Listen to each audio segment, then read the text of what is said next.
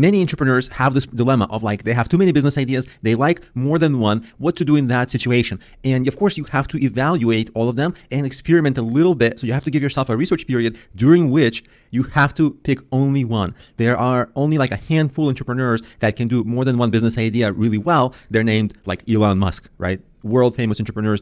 But most of us can only do one thing really well, because think about it. If you give one thing 100% focus, as soon as you have a second idea, you can only give a part of your focus, like 50% to each. So the results are always less. And you want to give the idea you choose 100 or 110% of your ability, because even then it's still really hard. So of course you want to go around, get feedback from just about everybody. And one thing that is okay, it's okay to start small and cheaply, so you can test the ideas live, because there's only so much theoretical knowledge that you're going to be able to get and theoretical feedback. Theory is just fine, but every once in a while, it's actually better to test the idea by actually doing it, because many business ideas, it's feasible to start them quickly. But keep in mind, starting them just to test how it's going to go in the real world, not to do long term. And if you work hard, usually it's only a couple of days to put up a website or set up your profile on somewhere where you want to maybe do business, or unless you're starting something like a brick and mortar store or a restaurant, of course, those take a long time. But many other ideas, you can start them cheaply and quickly so you can test it. So that is really prudent, because it's going to give you a lot of lessons that theory just does not. But the core goal is to always pick one idea and focus on it. Do not lose sight of that.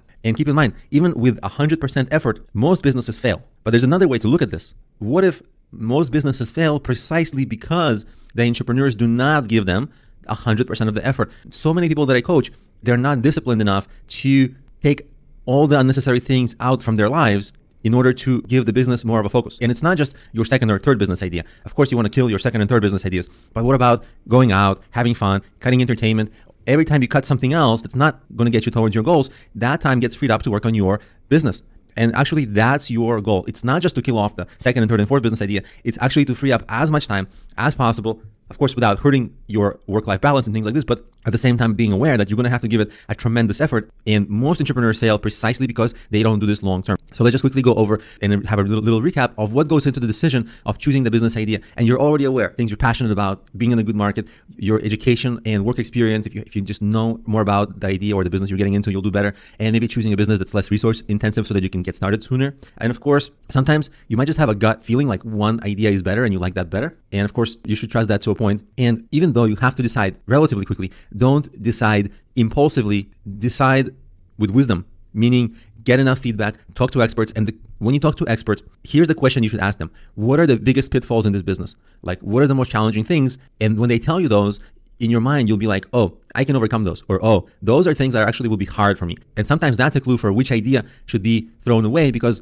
some challenges are not easily surmountable while others are. And once you become aware of them, some ideas will just naturally get disqualified. So really, if you have too many business ideas, this is the process you want to go through, but you cannot be like, I'm going to stay with multiple ideas. No, you have to be disciplined, because typically if you execute two business ideas at 50% each, it gives you worse results if you execute one idea at 100% each, because that focus will take you to next levels of success in that one idea. Did you find this insightful? Was it useful in your journey to improve your productivity and increase your bottom line? If so, we have some good news for you. Along with other outstanding lecturers, we have developed a wealth of resources, including tools and online courses, many of them which are free, by the way, in order to help you develop your understanding of your business, bring clarity to your journey, and see what works for your enterprise. Get in touch today.